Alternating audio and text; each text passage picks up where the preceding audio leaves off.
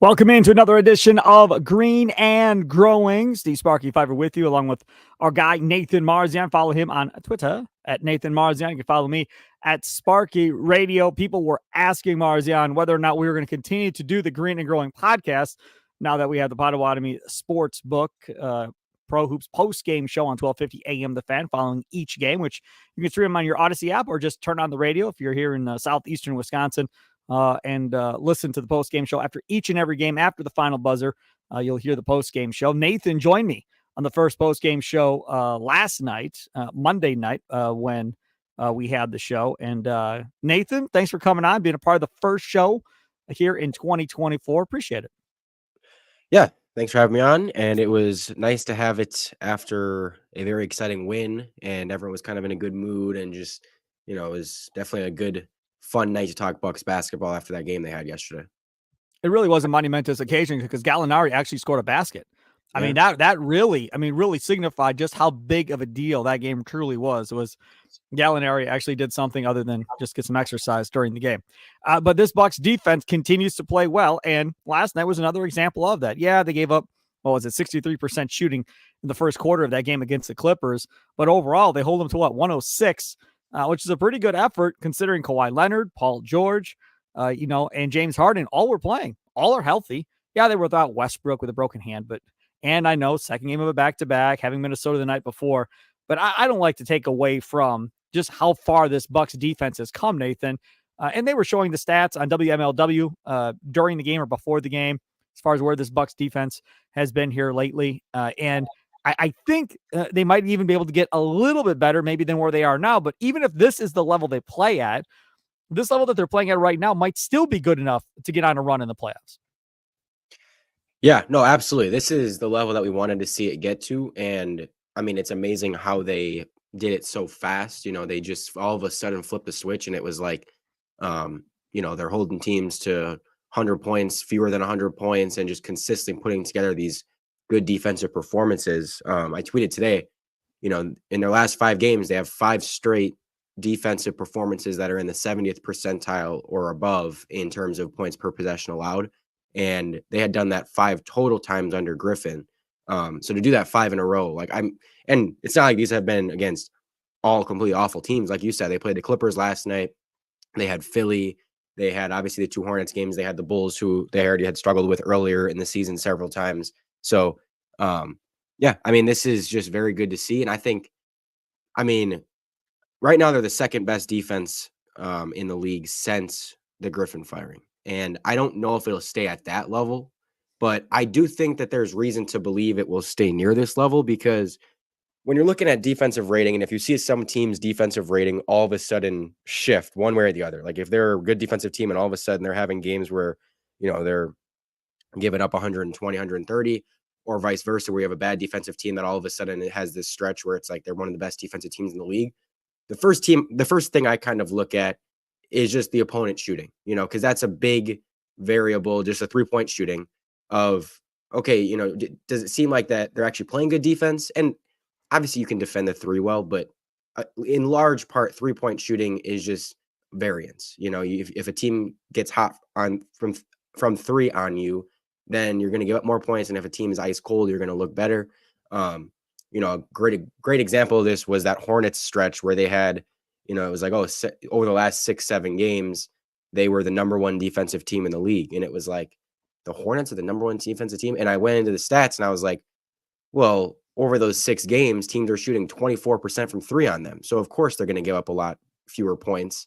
And on wide open threes, teams were only shooting 25% from 3. And it's like, well, that's just a complete outlier. So that's one of the first things you kind of look at to see if something is sustainable defensively. And, the Bucks have this number 2 defensive rating since the firing. And in that span, teams are shooting 37% from 3 on them.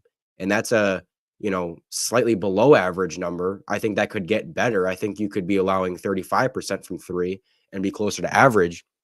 So I think it's a good sign that they're doing this, even with teams shooting, slightly above average on them. And this hasn't just been, teams happen to be ice cold from 3. They just kind of happen to be lucking into teams having cold shooting nights against them. No, like they've had plenty of teams shooting well against them. And then they still, last night, the Clippers shot 41% from three and still only scored 106 points. And that's the Clippers. That's a good offensive team. So I look at that and say, okay, this definitely is sustainable, at least close to this level. Again, I think that we might see it drop off a little bit. I don't think it'll stay, second in the league. It might fall into near more like top 10 territory. But still, that's very much, if your offense gets back to where it was, when everyone's fully healthy, if your offense gets back to that elite level and you have a top 10 defense, you can win a title that way. And that's just what we've been kind of waiting to see all season, is for them to get to a point where they're putting together, stretches of consistent defense. And they finally have been over the last, month and a half since the firing. So it's good to see them do that for like a prolonged stretch and do it, in a way that seems sustainable. See, this is stuff you don't get on the post-game show. You don't get all these numbers and wide open threes are shooting this and close threes are shooting this, all that stuff. You're only going to get that here on Green and Grow. You're only right here with our numbers guy, Marzion. That's why I keep telling you, this is going to be a completely different post-game show, because a couple of things are going to occur. One, he's going to bring the numbers, stuff that I don't follow and keep up on like he does. And number two, he's going to hear post-game shows and hear me say dumb stuff and then want to bring it up on the podcast and be like, dude, you sound like an idiot, Sparky. Let me educate you on what you just got done saying wrong. So that type of stuff's going to happen on this. I think it's going to make the podcast even better by me having a post-game show going forward. Okay, so let's me give you what I think is the biggest difference without talking about numbers and everything else. And I brought it up on the post-game show a little bit. They're organized now. They know what they're supposed to do. They know what their roles are. Now, when I move off of somebody, I know where I'm supposed to go. And when I move off of somebody, the guy that's supposed to come over to help me with my guy now rotates over. With Adrian Griffin, it wasn't the case. Guys were just running all over the place. Brook Lopez throwing his hands up, acting like, how the hell did that guy get that wide open? Right? What's going on? And then you have Adrian Griffin. Funny enough, I remember the podcast talking about it, where Adrian Griffin's like, watching the tape, I can see us getting better on defense. I can see it. We're almost there. We're almost there. We're about to turn the corner. Now, again, he'd been pretty much already fired by that point. He just didn't know it yet. But he said he was starting to see them starting to figure out what his defense was supposed to be. Doc Rivers came in, installed his defense, went out and got Patrick Beverley, who knows exactly how he wants to play, gave him an extension of himself on the floor with these guys to organize them and make sure they were doing the right things. And if they're not, they come off to the sidelines. There's Pat Beverley right there to talk in the ear, because Pat Beverley is not scared to talk to anybody. So he's going to talk to him and get him straightened out and get him back on the right and narrow path again. Brook Lopez now is more of a better shot blocker than he was before. And the biggest thing is rebounding, right? I mean, this was a really, really good rebounding team. With Griffin, they weren't as good. They just weren't. Now we're getting back to out rebounding teams by 10, 12 rebounds a night and being more dominant on the glass. And again, something we were not seeing with Adrian Griffin. We saw it much more with Bud, but we did not see it with Adrian Griffin. And there is no reason why this team should not be out rebounding the other team 9 out of every 10 games, maybe even more than that, Nathan. And when you out rebound the other team, you have a better chance for second chance points, one and dones, those type of things. And that really, to me, is the biggest difference between what we were seeing before, an unorganized defense that didn't rebound nearly as well as they used to, and now an organized defense that rebounds a hell of a lot better, and now is really using their shot blocker in a better fashion than Adrian Griffin was. Yeah, the organization and the structure, I think that's pretty much the main reason you brought an experienced coach in, is they needed that. And they realized the structure and that baseline level scheme is not there with Griffin. Like we just don't, you're kind of searching for even just a base defense. You're searching for answers at every point. And to finally be in a position where it's like, no, they have a structure where, again, they are defending the paint well. They are, limiting fast break points and getting back in transition. And they are, when they are in the half court, they're rebounding better and they're backing off of shooters a little bit and not pressing up as far as they were. Again, that's part of the reason, those stats I said before, where teams are shooting better from three against them than they were with Griffin. But that is part of their defense, where they were playing so aggressive and they were playing so tight. And yes, that's going to take away the three, but it broke down the defense all the time, because guys would just get blown by and all of a sudden you're open in the paint or you're open in the like for a floater or something. And it just felt like they're getting gashed and everything else besides threes. Now, okay, you give up more threes, but you've just been better at playing your base defense of, okay, stay back, kind of funnel things to Brook when they get in the paint. Don't allow as much to get behind you, and don't allow as many blow-bys. They haven't allowed nearly as many blow-bys. I don't have the stats on that, but I just, from watching that, you can tell they're doing a better job staying in front of guys because of the defensive scheme changes. But yeah, it's a much more, I think it's a better way to win in the long term, and a more stable way of playing defense is to, as we've been harping on for so long, is like, okay, play a little less aggressive, and you have, the big guys down low to, like, if you can keep them down low, they're going to protect the paint. They're going to, keep things from, keep opponents from getting easy baskets. But the problem was your guards are constantly getting blown by because of how high up they're playing. And it's like, okay, they brought them back a little bit, and it's just definitely helping out on a consistent basis. And I mean, pretty much across the board, the numbers have just been so much better. I mean, second chance points, they went from 22nd. This is opponent second chance points, and like the fewest allowed. So they were 22nd in fewest second chance points allowed under Griffin, now 14th. Fast break points, they were 23rd under Griffin, and they are now first. And then points in the paint, they were 25th under Griffin, and they are now fourth. So it's just, everything's been better.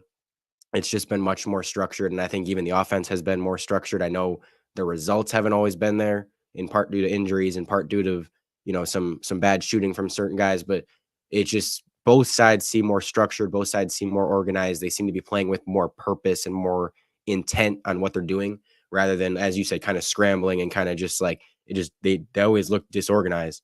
But to see them doing this consistently and really having that type of structure, again, is part of the reason why I'm like, they can sustain this, because they're doing something that they're not just lucking into. This is like plan. This is playing with purpose. This is what they're trying to do, and they're accomplishing it. So, again, I think they can keep this up at a good level, like top 10. Download the Green and Growing podcast on your Odyssey app, wherever you download your favorite podcast at. Check us out on the Odyssey Sports YouTube page. That's where we live stream this bad boy when we record it more times than not. Now, again, if I'm by myself, I don't want to look at myself for an entire 30 minutes. So I go in a production studio and do it. So there's no video. But when it's Marzion and myself, or somebody else and myself, then we normally put it up on the YouTube page for y'all to check out. All right, take a quick time. I'll come back. Other side of this, something I brought up last night on the post-game show that got Marzion's attention, I think, a little bit here, and that is Khris Middleton. And when he returns, now apparently there's still some swelling in the ankle. Doesn't look like he's probably going to play on this first game of the road trip. Doesn't look like Giannis is going to play either. He's questionable on the first game of the road trip coming up Wednesday night in Golden State. But what to do with Khris Middleton when he comes back and he's healthy again? Does he go right back into the starting lineup, or does he come off the bench? We'll discuss next on Green and Growing. Hey, it's Sparky Fifer, 1250 AM The Fan. Follow me on Twitter at Sparky Radio. Follow Nathan Marzion at Nathan Marzion. And asking you now as far as what to do with Khris Middleton. Should they consider bringing Middleton off the bench when he comes off and is able to play again from this ankle injury that has kept him away for weeks from this basketball team? But we're getting closer and closer to the playoffs. We're, coming up about, a month or so away, a week from saying we're a month out from the playoffs. It's getting closer and closer. Nathan Marzion, what say you to that question?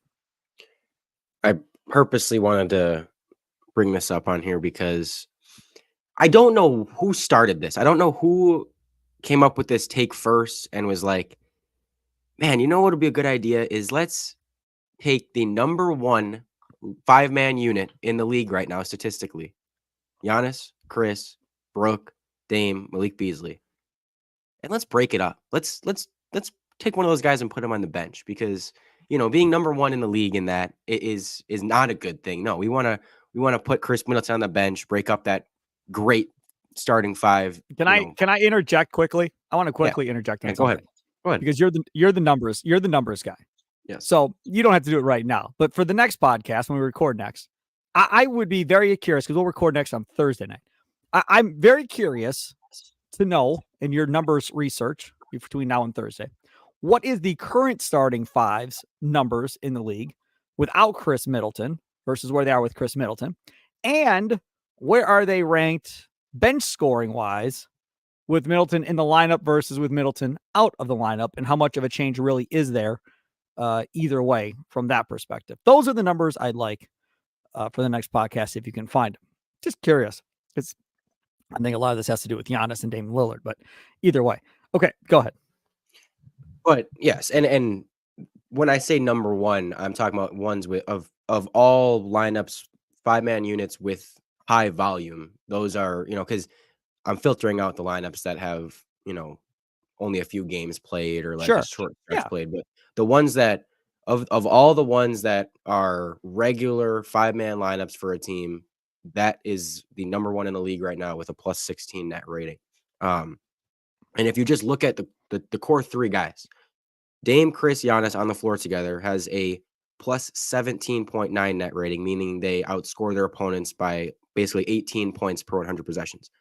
Dame and Giannis without Khris on the court outscores their opponent by 5 points per 100 possessions. So about 1/4 as good, and it's a good thing that it's still positive. Like that's a good sign that they're not getting destroyed when Khris is off the court, but it's not even close to as good. And it's like, I don't know who has watched these games and thought, oh, like they don't need this lineup together, this unit together. This has been one of the reasons why under Griffin, even though it was ugly and it was, they were losing some games sometimes and it was not pretty. And even when they won, it wasn't pretty, that I felt confident in this team going forward for the playoffs. And like, okay, I still think they can make a run and they can possibly win this thing, is because when that unit was on the court together, they were so dang good. And it was like the bench would come in and suck. And yeah, sure. Like, okay, I understand you want to help the bench, but you don't break up the one thing that has been consistently great for this team and that has, been their not lone, but their major bright spot and the major reason. Like if people are talking about, again, this was back when they were playing poorly. If you had an elevator pitch for someone on why can the Bucks win the championship, and you had to, in 15 seconds, tell them, why do you think the Bucks win the championship? The number one thing was when their best players are all on the court together, they're basically the best team in the league. And it's like, that is the thing. Like that is it. And so again, I don't know whose idea it was to like, we need to put Khris on the bench instead and kind of distribute these guys rather than play them together. Obviously you're going to, you're going to, what's the word? I'm trying to think of, not distribute, but like you're going to put Khris in some lineups and interchange them and have you're not going to have them all on the court all the time together at once.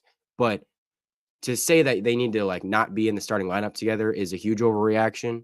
And I just think you can play Khris and Giannis, or Khris and Dame, or Dame and Giannis throughout the game at times and bench one of the guys and bring them in. But like that core lineup needs to be playing as much as it can because of how good it's been all year. And there's just, I think people are just blinded by it's not hate for Khris, but just people. No, there is some of that. No, there's some hate for Khris. Don't kid yourself. Yeah. Okay. You're trying to be nice and say maybe they dislike him. No, there are some people that just generally hate that dude just because of how much money he's making and what they think he should be doing for the money he's making. And that is a thing with fans across the country, not just with Middleton, but just with players on their favorite teams as well, thinking they're getting overpaid and they're not worth it. They're stealing money, blah, blah, blah. Okay, fine. Let's move on from that. I agree with you that I don't think that there's any chance anyhow that they're going to do what we're talking about. I don't know who brought up this idea. I saw it on social media from several people. Now, again, fans, right? Not media members, fans that brought this up. My only comparison that I have for this would be the Ginobili Spurs comparison, where they took Ginobili and they brought him off the bench to help that. Now, again, they had all won together, but they put him on the bench to help that and give them a little spark off the bench to give them some scoring. And then in big game or in end of game situations, last 6, 7, 8 minutes of the game, they're all playing together. So it really only matters at the beginning of the game and the beginning of the half. Outside of that, you're, like you said, you're mixing and matching personnel anyhow and rotation groups. Now, where this gets slippery and tricky, and again, I mean, Doc's already went through trying to figure out how to coach a team in the middle of a season. So let's add some more to his mix, to his bag here. Now you're talking about completely changing rotations of when guys are playing, who guys are playing with in different scenarios. I like the idea of him off the bench. I do. It's interesting because it gives you a guy that comes off the bench. It can be instant offense. If your offense is struggling, Middleton can come in, knock 3 or 4 shots down, and all of a sudden maybe you get on a little bit of a run. Right now, you don't have a person on the bench that can do that for this team to get momentum. I mean, Bobby Portis once in a blue moon, but for the most part, not consistently. Ginobili could do that consistently for the Spurs. Middleton could do that consistently for the Bucks and then still be there at the end of the game. But again, like I said on the postgame show, it's not happening. Guy's an all-star. Guy has been a part of winning a championship with Giannis. They're the two core guys that have been through 15-win seasons or whatever and built this thing all the way up. And in my opinion, I don't know how Middleton would take it. But in my opinion, I think Middleton could look at him and be like, dude, to hell with you. I'm not going from starter to bench player. Are you kidding me? I'm a starter in this league.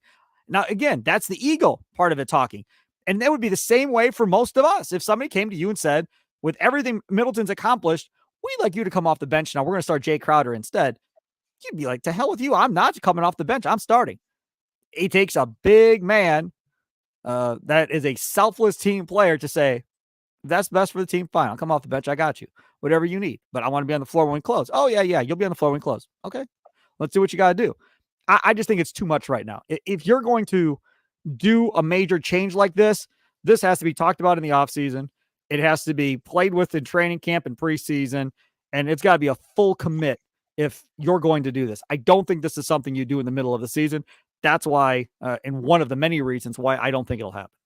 Well, but again, what I don't understand is this. It's not like you switch all 5 guys at one time. It's not like, oh, okay, they're going to play the starters and then the entire bench just comes in and they have an only bench lineup. If that was the case, I could see you saying, man, they really need someone in that bench unit.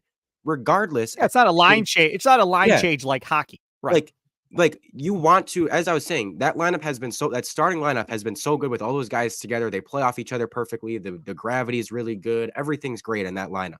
You want to have that lineup together as much as you can. That doesn't mean it's going to play together the entire game, but you want to start with that lineup. You want to close with that lineup. You want to have them in there at the start of the second half. Like as many minutes as you can get that lineup together, you do it. So to take him out of the starting lineup, that eliminates a whole starting 6-7 minutes with that lineup. And like I'm saying, you know, people are like, they need offense off the bench. And it's like, well, there's in the playoffs, you're going to have an 8-man rotation. So you're going to have a couple bench guys come in. You're still going to have 1 or 2 of Khris, Dame, Giannis on the court when those bench guys come in. This isn't, again, it's not like they're taking out every single player in the starting lineup, throwing in all bench guys and saying, okay, go play. No, like this, it doesn't make any sense to break up that starting unit when you're still going to, the word I was trying to think of before was stagger those minutes. You're still going to stagger minutes. You're still going to have Khris plus bench, Giannis plus bench, Dame plus bench at times lineups throughout the game. And that's the coach's job, is to, you know, make sure that there aren't lineups out there where all of a sudden you have no shot creators out there. It's like, no, like you're going to keep that starting lineup out there as much as you can together because of how good it's been. And then you're going to stagger so that you always have 1 to 2 shot creators, Khris, Dame, Giannis on the court together at a time.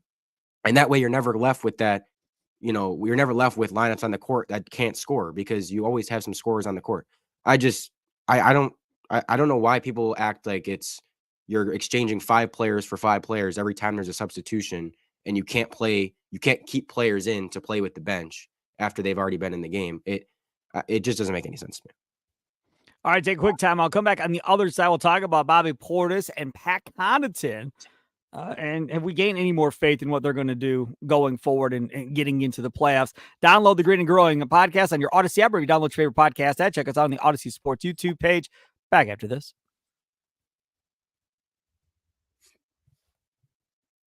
Hey, it's Sparky Fifer, 1250 AM The Fan. Check out the Potawatomi Sportsbook Pro Hoops post-game show following each and every game the rest of the way, including the postseason.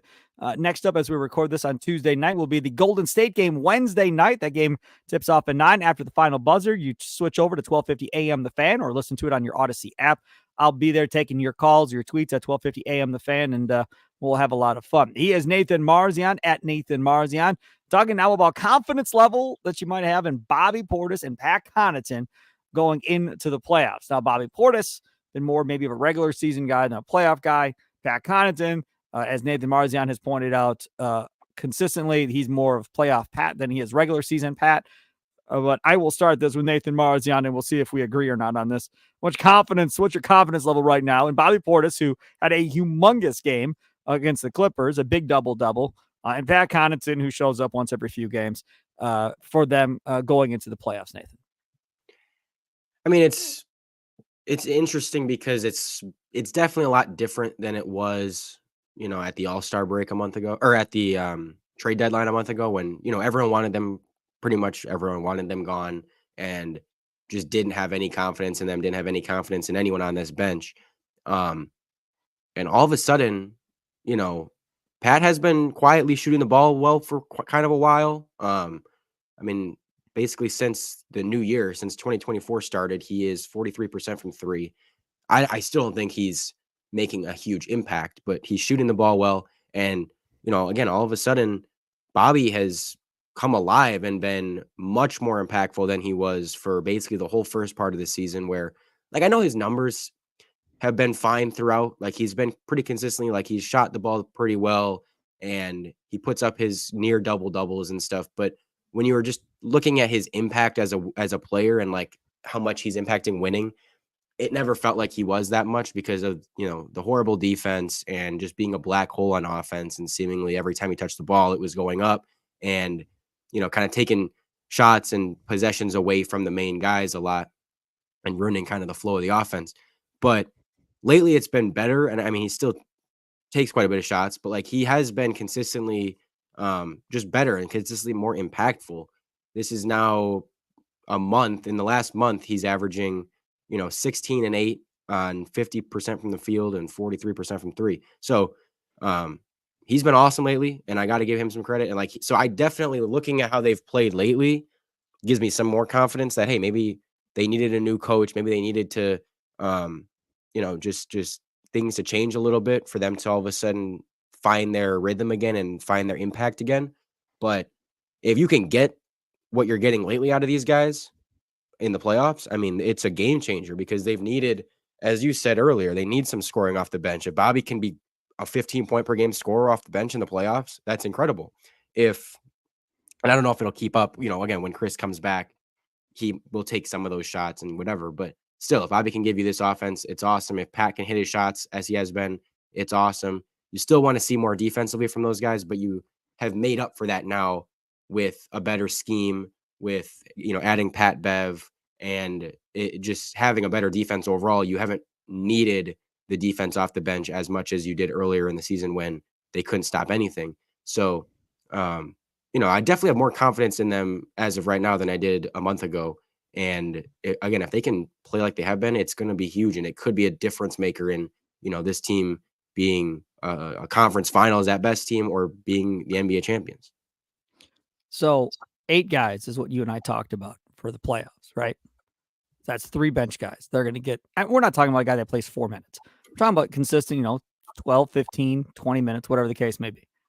So who are those 3 guys? Because in my mind, Bobby Portis is 1. Pat Beverly is 2. Who's the other one? You probably have 2 more. I think you go with Jay and you go with Pat Connaughton. Yeah, you added 2 more because you knew you were in trouble. You're going to have to pick one of those boys. Well, because I thought about this yesterday too. I was like, I was sitting there. I'm like, man, like it's going to be hard to get this thing down because, and that's not even including, we know Doc has liked Gallinari, and Yep. I know he's not going to play him much, but like if there is room, AJ Green, it's like I'd like to see him play, but he's probably not going to because you just look at how many guys they have right now, and again, not all these guys are great or consistent or anything, but just when you talk about who's probably going to get minutes, like we know Pat Bev is obviously, we know Bobby is, based on how he's playing right now, and it seems like Doc trusts Pat Connaughton, so like all of a sudden that's 8, but you're gonna play Jay Crowder, right? Like you're not playing Jay Crowder in the playoffs at all. There might be games where one guy plays more than the other, like all of a sudden Pat doesn't play and Jay Crowder's playing a lot more, or vice versa. Like I'm sure it'll shift a little bit from time to time, but it is interesting. I think it's probably 9. Right. And there's one other thing I want to bring up here before we wrap up the Green and Growing podcast. This went fast. I don't remember. So I'm sorry if I'm giving I don't know who to give credit to. So I'm just going to call both Bucks beat writers out in this because I don't remember where I read it. It's either Jim Owczarski or Eric Name. One of them had comments from, I think it was Doc Rivers, talking about he didn't understand why the previous coaching staff wasn't running stuff that Lillard liked to run in Portland. And that was one of the things that he noticed. Like, why aren't they running the stuff he ran really well in Portland? Like, why aren't they doing this? And they probably were going to do that with that guy named Terry Stotts, who you told me, no big deal. Nobody will even be talking about Terry Stotts before this thing is over. Okay, Nathan, got you. Well, everybody is still bringing this up because, again, I have a feeling, maybe I'm wrong, but Stotts probably was going to run some stuff Dame wanted to run within this offense that they were trying to put together there in training camp to get these guys going in the right direction. And then Adrian Griffin takes over and none of that happens. And I don't know if it was on purpose or he just didn't think about it or whatever, but I'm still not going to put this all on Adrian Griffin. Joe Prunty's on that staff. Joe knows, why aren't we running stuff for Lillard that he ran in Portland? Somebody should have brought that up. And Doc Rivers bringing that up while not trying to slam the previous head coach, I'm assuming.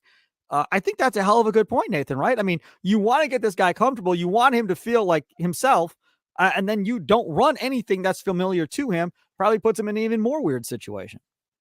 Yeah. And this, is part of the reason why I think it's taken Dame longer to adjust than it has, say Giannis, because Giannis just seems to be still doing the same thing he's always done, except he just now has more room to do it. He's posting up a lot. He's still driving. He's still doing the same things. But with Dame, it took him a while to really start to look like himself. And as you said, run the stuff that he was used to running.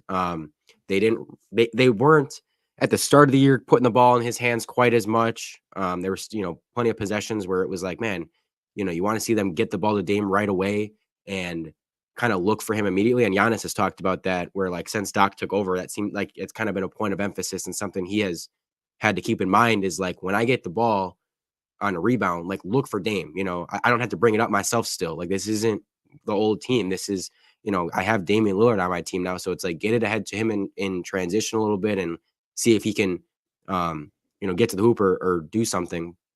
But it seemed like they were using him more off ball, which is okay. It doesn't have to be exactly like it was in Portland, because that's part of the reason Dame left that's the reason Dame left is he didn't want to be doing that anymore. He didn't want to be the guy that's taking 25 shots a game, having to score 35 points, take all the shots, have the ball all the time, and do everything. He wanted to be in a position where, okay, I can do a little bit less, have the ball a little bit less, but be successful. And so, I've always been fine with it not looking quite like Portland, but you still were like, okay, you can still run more pick and roll with this guy. You can still, again, put the ball in his hands where he's more comfortable, more high pick and roll, because that's what they did a ton in Portland was, run the pick and roll at near half court almost, where he has more room to operate and really get downhill or really get into a jumper. And they're doing that more lately.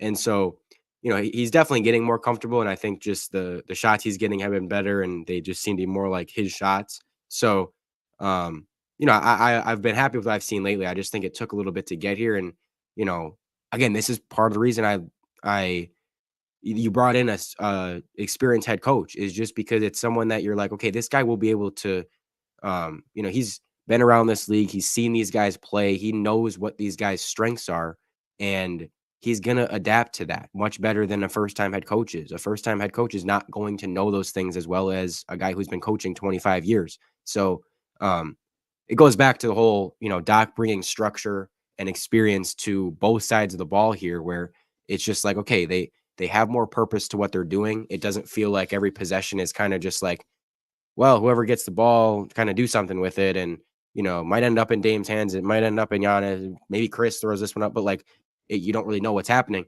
Now it just feels like they have more purpose of like, okay, we're going to start with Dame most of the time and run some action through him. And whatever happens off of that happens, but we kind of know what we're starting with. There's more structure to our opening sets. And so, again, that's been something we wanted to see, and I'm glad we're starting to see it now.